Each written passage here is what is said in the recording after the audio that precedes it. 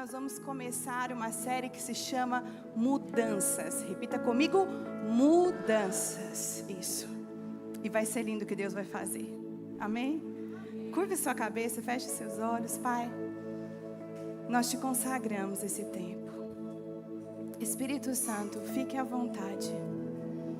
Paira sobre nós, Espírito Santo, como uma brisa muito suave, como um vento fresco. Fala conosco, fala nos nossos corações e muda-nos, Senhor. Nós estamos aqui desejosos pela Tua presença. Nós queremos ouvir a Tua palavra e mais do que isso, nós queremos ser transformados, queremos ser corrigidos, queremos ser orientados. Muda a nossa vida, muda a nossa história. Espírito Santo, o Senhor tem total liberdade aqui.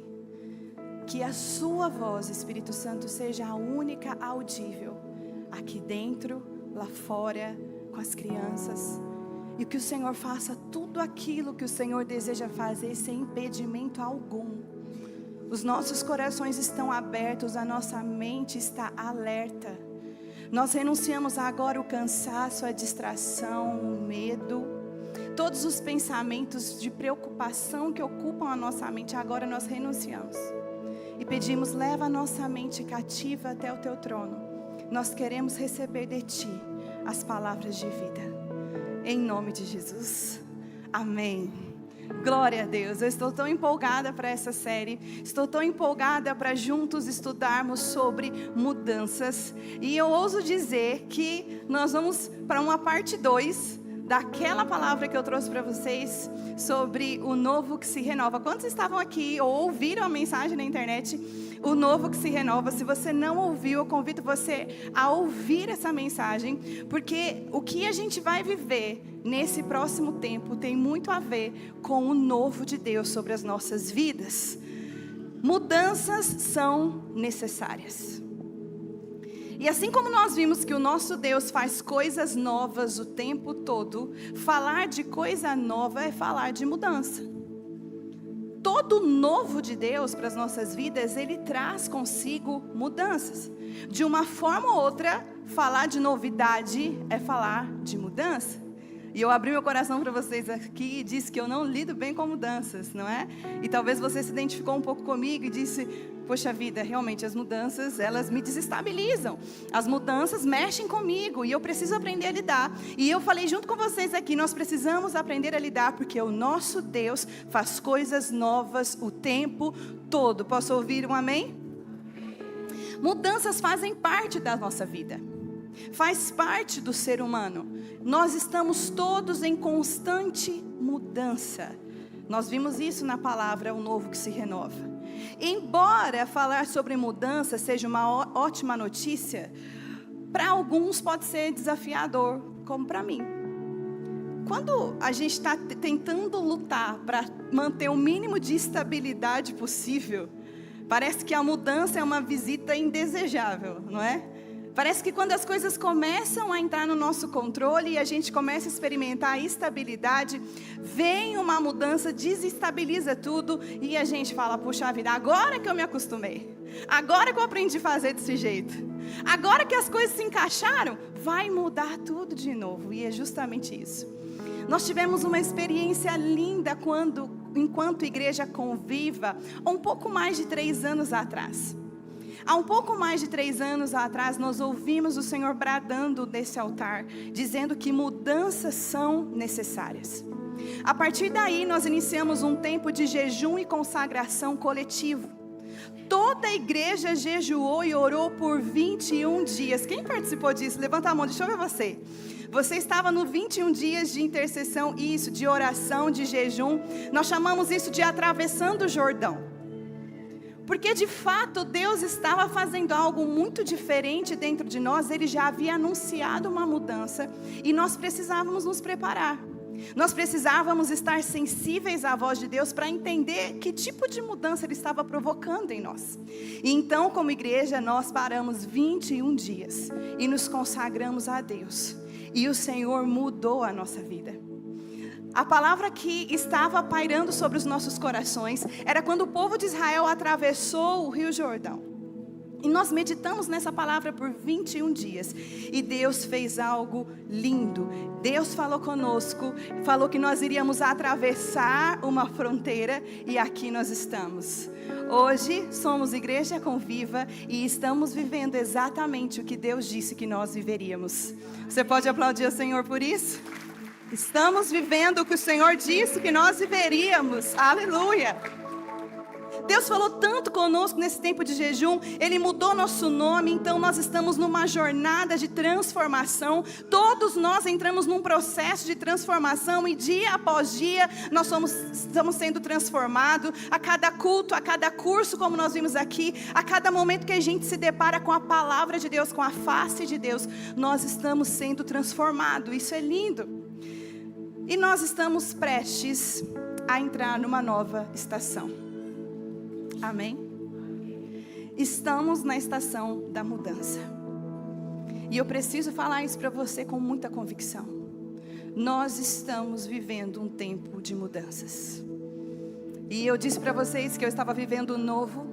E que o novo que Deus tinha para a igreja já estava impactando a minha vida pessoal, a minha casa.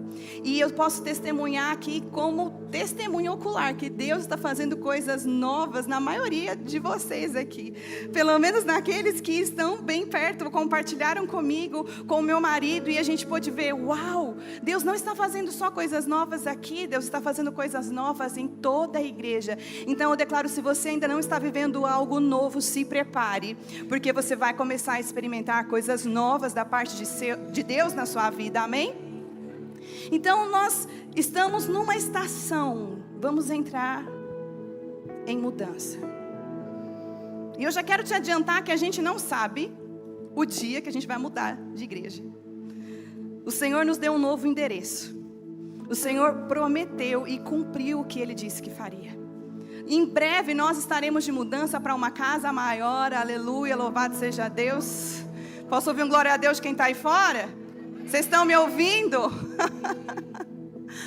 Em breve nós vamos mudar de endereço. E não é só sobre uma mudança de endereço. É isso que o Espírito Santo comunica comigo. E eu peço ao Espírito Santo que comunique isso no seu espírito. Não é somente uma mudança de endereço. Não é sobre uma mudança geográfica. Até porque a gente não sabe exatamente o dia e a hora que a gente vai mudar. A gente está trabalhando, as coisas estão fluindo, mas estão fluindo de acordo com o calendário de Deus, amém? Essa é a minha oração. Eu falo, Senhor, nem um dia mais e nem um dia menos do que o Senhor determinou para ser. Mas, mesmo que a gente não saiba o dia da nossa mudança de endereço, como Igreja Conviva, o dia da nossa mudança geográfica, nós estamos vivendo mudança. Sabe por quê? Porque a mudança maior não é a mudança de endereço. A mudança maior é sobre algo que Deus está fazendo na sua vida. A mudança maior é algo que Deus vai fazer dentro de mim. É sobre essa mudança que eu quero falar. Quando Deus nos move de um lugar para outro, Ele está querendo nos ensinar algumas coisas. E nós precisamos ter ouvidos abertos para entender.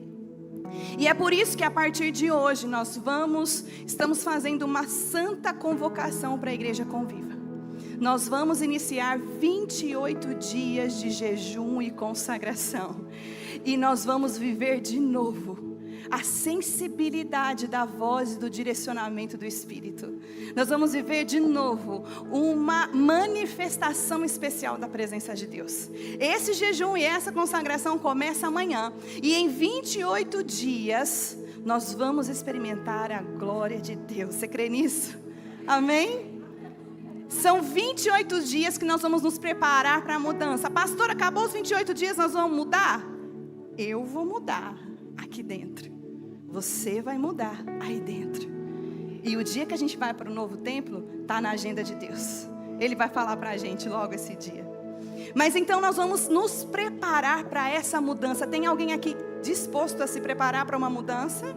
Amém? Você está disposto a isso? Nós vamos nos preparar. Eu sei que existem mudanças boas e ruins. Eu sei que existem mudanças que são fáceis, mudanças que são difíceis. Eu sei que existem mudanças que são planejadas e outras que acontecem repentinamente. Mas o que todas elas têm em comum? O desconforto. Até a mudança para algo muito bom causa um desconforto. Alguma coisa você tem que deixar para trás. Alguma coisa vai mudar na sua vida. Toda mudança gera um nível de desconforto. E talvez seja por isso que muitos de nós temos tendência de fugir das mudanças. Mas nós estamos na estação de mudanças.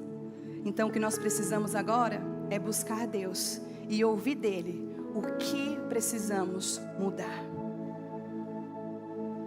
O que você precisa mudar? Ah, você precisa.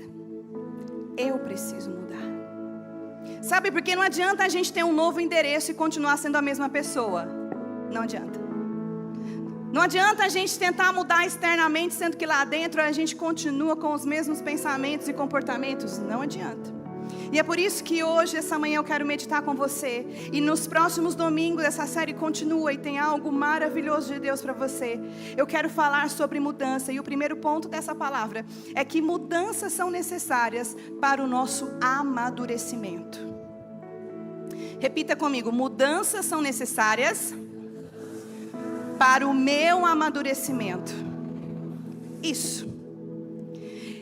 E constantemente o Senhor vai colocar você em situações de mudanças para que você possa amadurecer nele. Gente, tem coisa que amadurece muito rápido a vida do crente. São as mudanças, são as tribulações, são as lutas. É quando a gente perde o controle e a gente tem que correr para Jesus. Isso amadurece a gente. Você quer ver comigo um episódio onde Deus precisou fazer mudanças para que o povo crescesse e amadurecesse? Vai comigo para Êxodo capítulo 14, do verso 1 ao verso 9. Êxodo capítulo 14, nós vamos ler do 1 ao 9. O Senhor disse a Moisés: diga aos israelitas que mudem o rumo e acampem em frente de Pi-Hairote, entre Midigol e o mar. Acampem à beira-mar, de fronte de Baal-Zefron. O faraó pensará que os israelitas estão vagando, confusos, cercados pelo deserto. Então eu endurecerei o coração de faraó. Quem que está falando isso, gente? Deus está falando. Muda a rota. Vocês estavam indo para cá. Ok, não é para cá, vocês vão para cá. O faraó vai pensar que vocês estão vagando. E eu vou endurecer o coração de faraó. Presta atenção nessa leitura. E de todos os seus exércitos. E os egípcios saberão que eu sou o Senhor. Assim fizeram os israelitas. Contaram ao rei do Egito que o povo havia fugido. Então o coração do faraó e dos seus oficiais foi mudado. E eles disseram: que foi que fizemos? Deixamos ir os israelitas e perdemos os nossos escravos.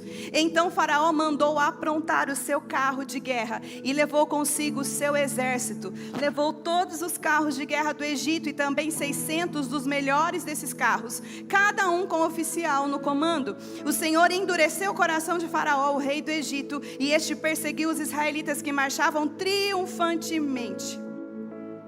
Os egípcios com todos os cavalos e carros de guerra do faraó, os cavaleiros e as tropas saíram em perseguição aos israelitas e os alcançaram quando estavam acampados à beira-mar, perto de Pi-Hairote, de fronte de Baal-Zefron. Gente, a primeira mudança que Deus está fazendo com o seu povo Israel, a nação de Israel era escrava no Egito. Então a primeira mudança que Deus vai fazer aqui nesse cenário é a libertação. Deus vai libertar o povo de Israel da escravidão egípcia. Imagina milhões de pessoas saindo do Egito, onde eram escravos, e agora eles são livres. Esse ambiente devia ser um ambiente de muita celebração, de muita alegria. Mas o próprio Deus fala uma coisa para eles interessante.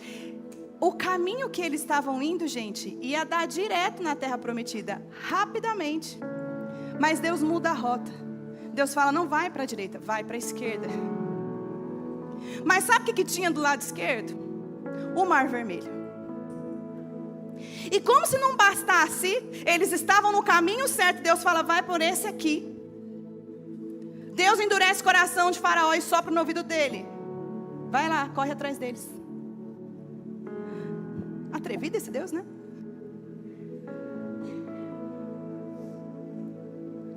mudança de rota aconteceu e agora o povo está encurralado. Porque quando eles se deparam com o mar na frente deles, acho que na cabeça deles assim, Moisés errou o caminho. Será que ele não sabia que a gente ia dar com o mar, que não tem como passar? Quando eles nem terminam de fazer esse comentário, eles ouvem barulho de cavalo. Um exército vindo, cheio de fúria para acabar com eles. Quem mudou a rota? Deus. Deus mudou a rota. Deus colocou os israelitas numa emboscada. Na frente o mar e atrás o exército. Por que ele fez isso, meus irmãos?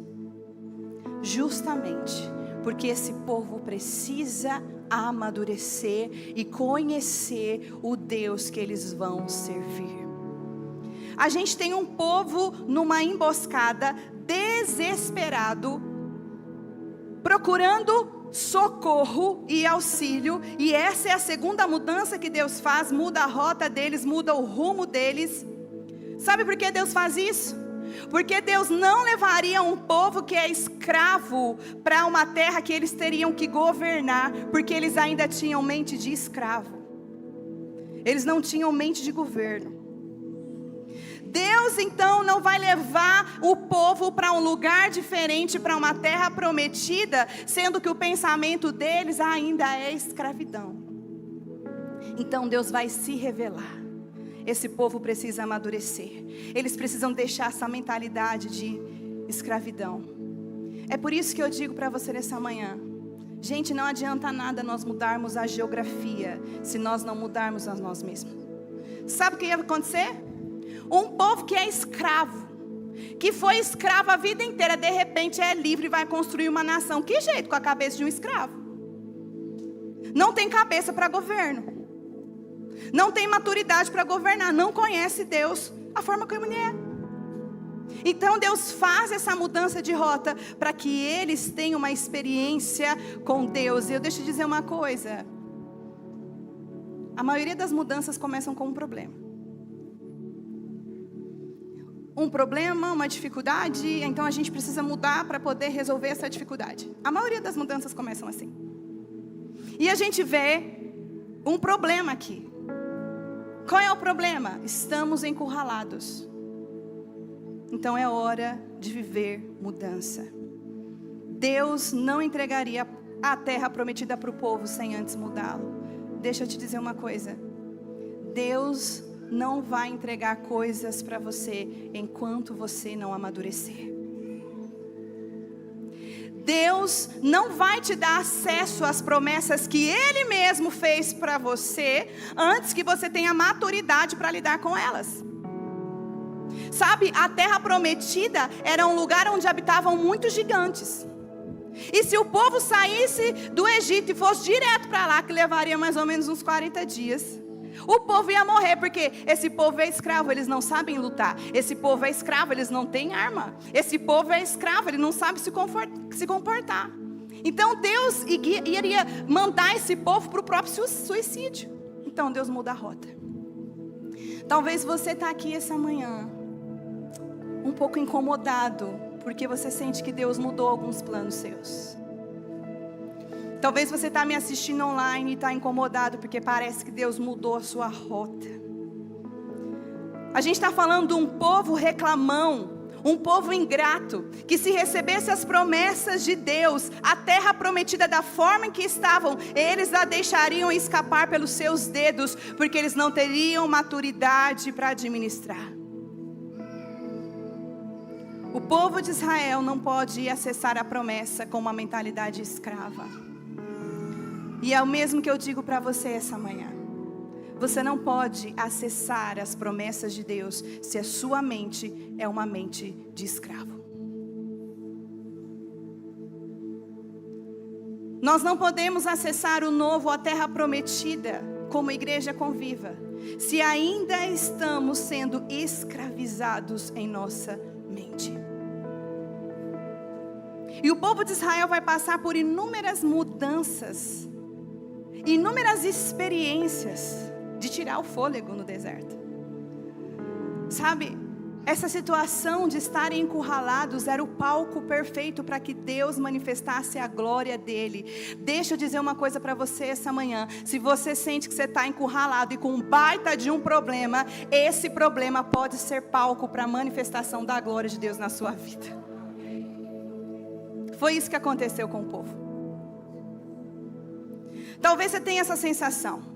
Eu preciso dizer uma coisa para você. Está na hora de você amadurecer. E existem situações que o próprio Deus vai te fazer enfrentar para que você possa crescer. Fala para alguém perto de você, está na hora de amadurecer. Isso. Sabe por quê? Tem crente que já foi liberto pelo sangue de Jesus, mas ainda vive escravo do pecado.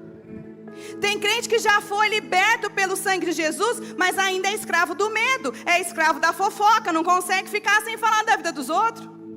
Isso é escravidão, tá? Porque você foi liberto disso. Quem mentia não mente mais. Quem roubava não rouba mais. Às vezes a gente está escravo no vício. É crente, mas está escravo daquele jogo maldito da internet que faz você perder o dinheiro da sua família. Você é crente, mas você está escravo dos seus próprios vícios, dos seus próprios desejos. Você não consegue dominar a sua carne, você não consegue dominar a sua língua. O que é isso? É alguém que já foi liberto pelo sangue de Jesus, mas está com a mente de escravo. Vocês estão me entendendo? Você está obedecendo mais os seus desejos carnais do que a voz de Deus. Tem crente que já foi liberto por Jesus, mas ainda está escravo da pornografia. Tem crente que já foi liberto por Jesus, mas está escravo das opiniões alheias. O que vão pensar de mim? O que vão falar de mim? Todo mundo faz, eu vou fazer também. Todo mundo mente, eu vou mentir também. É essa mentalidade de escravidão que precisa mudar em nós. Sabe? O pecado que você já foi liberto, mas você continua cometendo, ele está te distanciando da vida abundante que Jesus conquistou para você. Vocês foram livres. O pecado não tem mais domínio daquele que está debaixo do sangue de Jesus. Eu posso dizer uma coisa para você? Você pode dizer não para o pecado. Porque você é livre. Parem de ser escravos das coisas que não mais te dominam. Isso ficou para trás. Agora é hora de conhecer o poder de Deus. É hora de ver Ele abrindo o mar. É hora de estar numa situação difícil e clamar a Deus. Sabe? Moisés clamou aqui. Ele viu o povo, ele viu o exército, ele olhou para frente, viu o mar e falou: e agora, Senhor? O que eu vou fazer? Deus vai falar para Moisés: Moisés, você está orando por quê? Não é hora de orar, não, é hora de continuar andando. Vai, meu filho. Por que clamas a mim, Moisés? Tem hora que não é hora de orar, não, gente. Tem hora que é hora de ter uma atitude. Eu não estou dizendo contra a oração. Mas às vezes você precisa de posicionamento. E foi isso que Deus disse. Porque você está clamando? Vai, continua, eu não mandei ir. Vai marchando. Gente, isso é muito sério. É como se Deus dissesse: faz a sua parte que eu faço a minha. Então marcha, não pare. Deus mudou a rota do povo. Deus mandou ele para um caminho mais perigoso, mais distante. Deus colocou esse povo em pequenas batalhas para que eles fossem treinando para a grande batalha que eles iam enfrentar em Jericó para entrar na terra prometida. Deus pode estar mudando a sua rota hoje para te amadurecer. Amém? Se renda a isso. E se dediquem a ouvir a voz de Deus. É por isso que nós vamos começar a jejum amanhã. Glória a Deus, eu estou muito empolgada por isso. Porque é matando a nossa carne que a gente vai conseguir ouvir melhor a voz de Deus. E muitas vezes começar a agir, se posicionar. Ao invés de ficar só reclamando ou pedindo a Deus: me ajuda, me tira dessa solução. O Senhor vai falar assim: você já sabe o que você tem que fazer, vai lá e faz. Amém? Segundo, mudanças são necessárias porque nos mantém na dependência de Deus. toda mudança gera em nós dependência de Deus. É ou não é? Porque se mudou, a gente não sabe bem como vai ser. É novo para nós. Então a gente vai buscar alguém que saiba. Então a gente vai depender de um Deus que sabe e pode todas as coisas. Posso ouvir um amém? O povo sai do Egito e está vagando pelo deserto ao invés de ir diretamente ao ponto. Nesse vagar pelo deserto que durou 40 anos, Deus estava ensinando o povo algumas coisas a respeito de quem Ele é. E a respeito de quem aquele povo é. E uma das coisas que Deus vai ensinar é a dependência. Então Deus muda as coisas para te amadurecer. E Deus muda as coisas para que você aprenda a ser dependente dEle. Vamos para Êxodo 16 comigo? Êxodo capítulo 16, versículo 1. Toda a comunidade de Israel partiu de Elim e chegou ao deserto de Sim, que fica entre Elim e o Sinai. Foi o 15º dia do 2º mês, depois que saíram do Egito. No deserto, toda a comunidade de Israel reclamou a Moisés e Arão. Disseram-lhe os israelitas: quem dera a mão do Senhor nos tivesse matado lá no Egito. Lá nós sentávamos ao redor das panelas de carne, comíamos pão à vontade. Mas vocês nos trouxeram a esse deserto para fazer morrer de fome toda essa multidão. Versículo 4. Disse, porém, o Senhor a Moisés: eu lhes farei chover pão do céu. O povo sairá e recolherá diariamente a porção necessária para aquele dia. Com isso os porei à prova para ver se seguem ou não as minhas instruções. No 6º dia trarão para ser preparado o dobro do que recolheram nos outros dias. Esse texto está falando sobre o maná. O que é o maná? Era um pão que descia do céu para alimentar um povo ingrato. Que está assim, né? Pai, deixasse a gente morrer lá no Egito, não tinha túmulo suficiente, não? Trouxe a gente para cá para passar fome, lá pelo menos tinha carne. E Deus falou assim: ok, eu vou mandar um pão fresquinho, da padaria celestial. Vocês vão pegar o pão para o seu dia. Se você continuar lendo o texto, você vai ver que a instrução é essa. Não guarda para o dia da manhã, pega hoje. Amanhã vai ter outro pão fresco, outro pão novo. O que Deus está ensinando? Dependa de mim para comer. Dependência. Os engraçadinhos, teve uns espertinhos que resolveu guardar o maná. Vamos guardar o maná, porque vai que amanhã não tem mais, né? Eu vou garantir o meu. E a Bíblia fala que quem guardou o maná para outro dia, a hora que foi lá na panela, na vasilha, sei lá o que eles tinham, olhou e estava cheio de bicho e com um fedor horrível. Porque não era para guardar. Era para depender de Deus a cada dia. Ô gente, esse nível de dependência, a gente precisa aprender.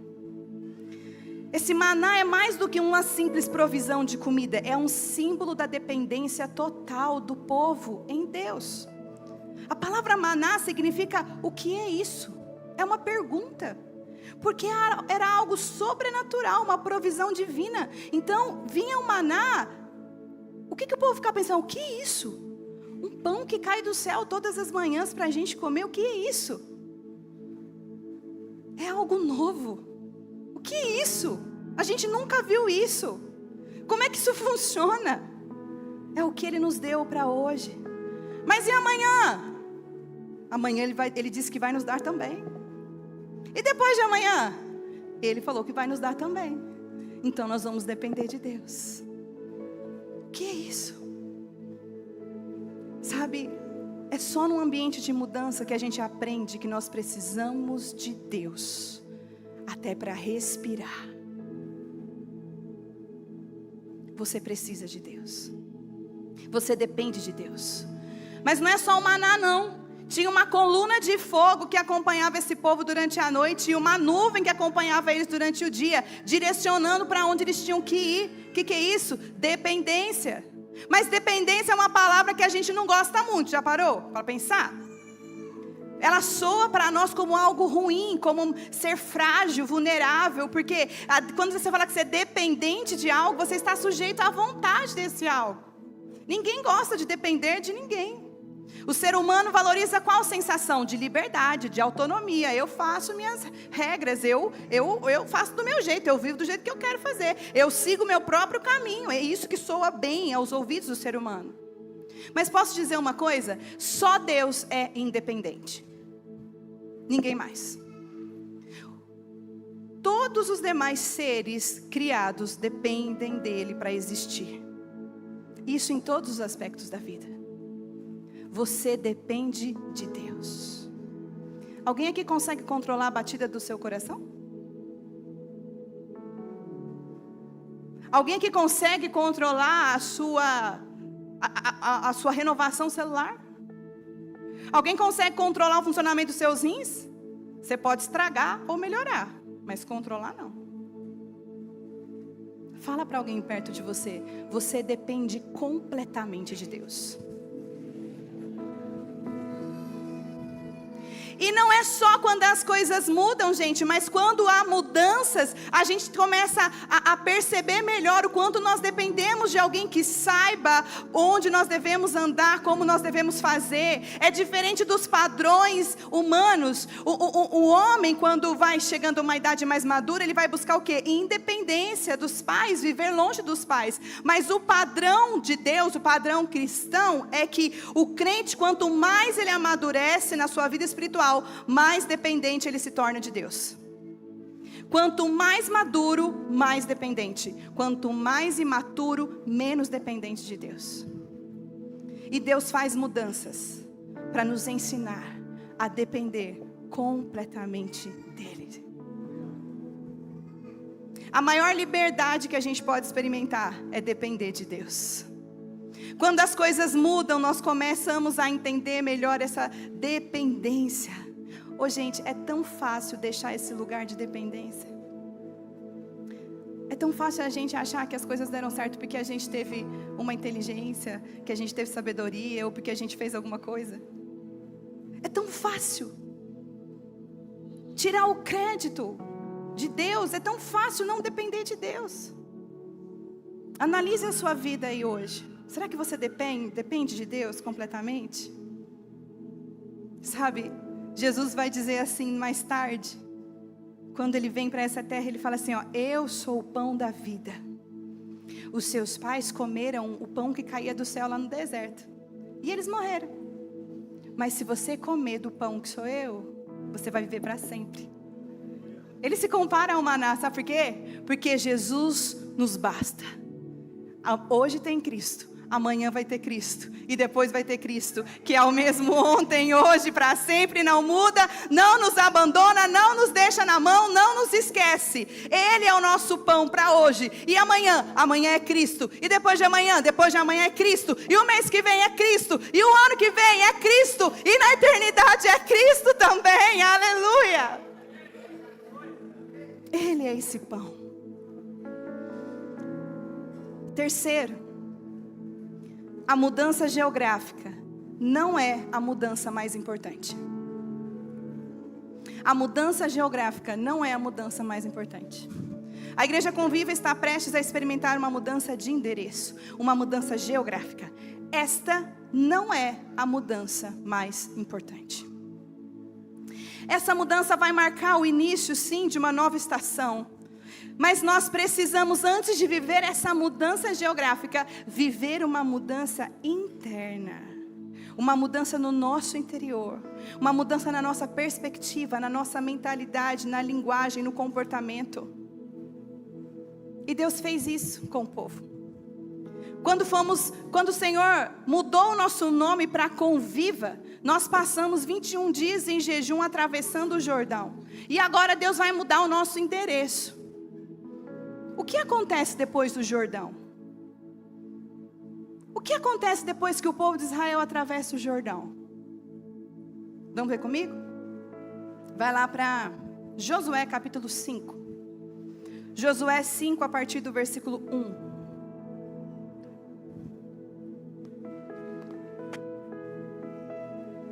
Aleluia. Quando todos os reis amorreus que habitavam a oeste do Jordão e todos os reis cananeus que viviam ao longo do litoral souberam como o Senhor tinha secado o Jordão diante dos israelitas até que tivéssemos atravessados, eles se desanimaram e perderam a coragem de enfrentar os israelitas. Presta atenção, aqui comigo. A notícia correu que Deus secou o rio Jordão e o povo passou.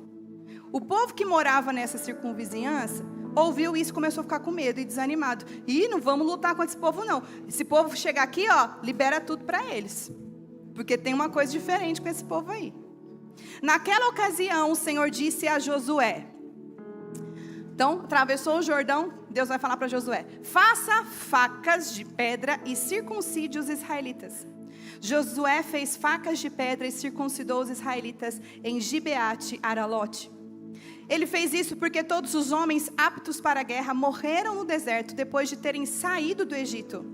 Todos os que saíram haviam sido circuncidados, mas todos os que nasceram no deserto, no caminho, depois da saída do Egito, não tinham passado pela circuncisão. Os israelitas andaram 40 anos pelo deserto até que todos os guerreiros que tinham saído do Egito morressem, visto que não tinham obedecido ao Senhor, pois o Senhor havia jurado aos antepassados deles que não veriam a terra que lhes prometera, terra que eles nos dariam, onde flui leite e mel.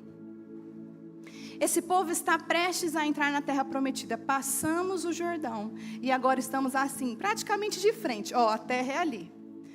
Mas Deus não autoriza Josué a ir lá guerrear não. Deus fala assim, faz uma faca. Chama todos os homens soldados e você vai circuncidá-los. O texto está dizendo que aquela geração que saiu do Egito morreu no deserto. Esses são quem? Os filhos, os netos. Eles estão guerreando, eles estão à frente. Eles vão conquistar a terra prometida por Deus aos pais deles. E Deus fala assim, vocês não vão entrar na promessa, vocês não vão acessar aquilo que eu tenho para vocês, sem antes receberem uma marca no corpo de vocês. O que é circuncisão? É aquilo que a gente conhece hoje como a cirurgia de fimose. É quando corta o prepúcio masculino. Então, aqui se você ler todo o capítulo, Josué vai fazer uma faca e vai passar todos os homens na faca. Legal, irmãos? É bem agradável, né? Lembrando que aqui não tem anestesia, lembrando que aqui não tem sutura, que vai sangrar. E eles ficam uns dias ainda, porque todos os homens foram circuncidados, eles estão se recuperando aí, né? Imagino que durou alguns anos essa recuperação. Né, amor? Brincadeiras à parte. Josué passou os homens na faca. A circuncisão é um ritual religioso e cultural que Deus falou para fazer nos homens. É a marca que definiria que aquele homem é um verdadeiro judeu. É um judeu legítimo. Que marca? No prepúcio, na sua intimidade. Agora preste atenção comigo. Essa cirurgia de fimose, essa circuncisão que era feita nos homens, as pessoas conseguiam ver facilmente? Onde era feita essa marca? Na intimidade. Quem tem a marca, sabe que tem a marca. Deus fala para Josué assim, ninguém vai entrar lá antes de ter uma marca na sua intimidade. Antes de ter uma comprovação no seu interior que você pertence a mim. Posso dizer uma coisa para você? Antes de Deus fazer você acessar as promessas dele, Ele precisa marcar a sua intimidade. Ele vai mexer em algo que ninguém vai ver, mas você sabe que Ele tocou em você. Antes de nos fazer acessar um lugar maravilhoso, visível, Ele vai mexer na intimidade da igreja conviva. Ele vai mexer na intimidade do seu relacionamento com Ele. Ele vai te tocar de uma forma que só você saberá que Ele te tocou. Sabe, ser circuncidado não era algo que você carregava uma placa na praça dizendo: eu sou circuncidado, igual a gente usa a camiseta que Conviva. Quem era circuncidado sabia que era circuncidado, e só ele sabia. Essa mudança não é sobre pintar o cabelo, cortar o cabelo, é sobre algo no íntimo. Sim, essa é a marca do povo que pertence a Deus. E é por isso que nós estamos falando de mudanças no plural. Porque antes de liberar o povo para acessar a terra prometida, Deus fez uma marca no povo. Deus fez uma mudança no íntimo. Nós estamos falando de mudanças, porque o Senhor nesse tempo está fazendo mudanças. Ele quer fazer mudanças dentro de você, num lugar que só você tem acesso. Sabe?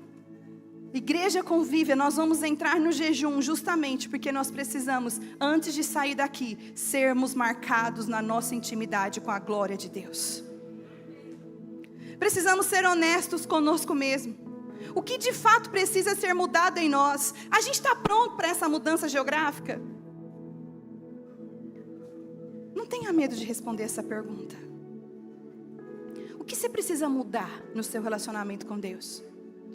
Talvez até aqui o seu relacionamento com Deus tenha sido muito público, sabe? Muita performance. As pessoas veem você aqui no culto, você faz story, você posta, você anda com a camiseta, você serve aqui no culto, você pega o microfone. Mas e na intimidade?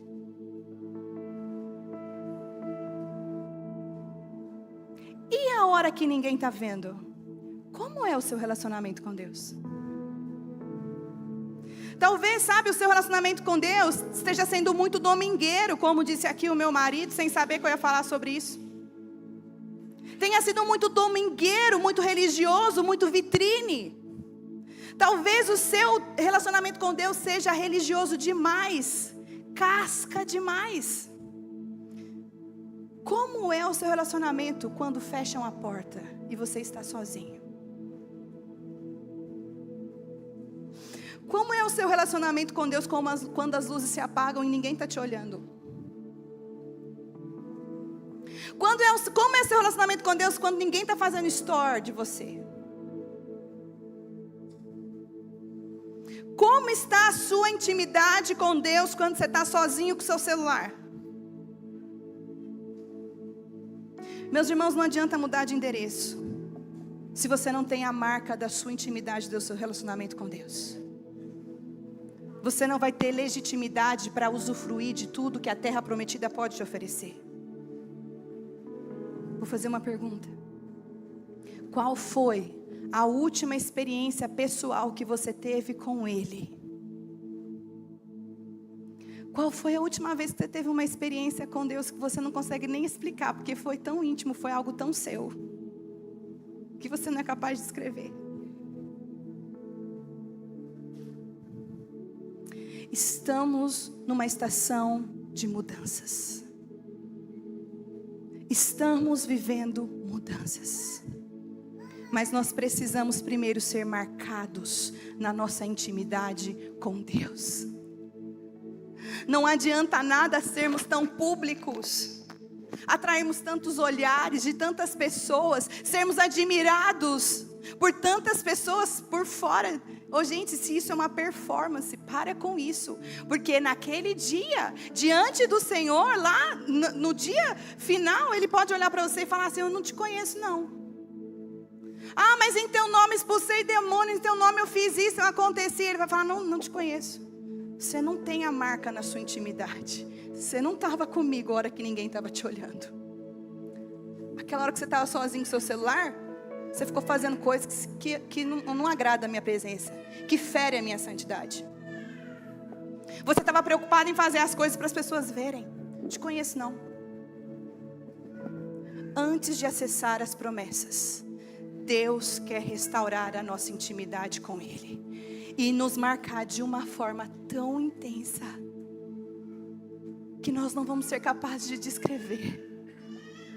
A minha última experiência com Deus, tão forte que eu não posso descrever, não consigo descrever, foi há uma semana atrás.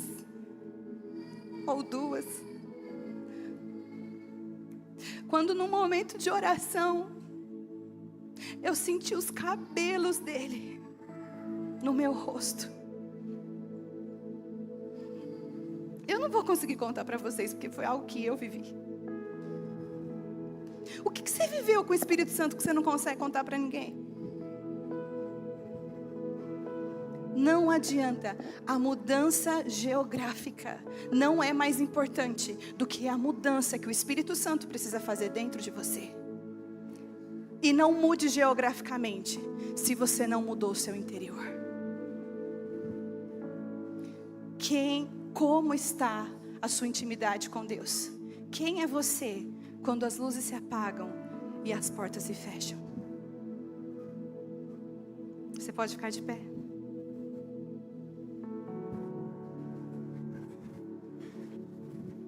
Nós precisamos ser marcados pela glória e pela presença do nosso Deus. Tem alguém aqui que quer?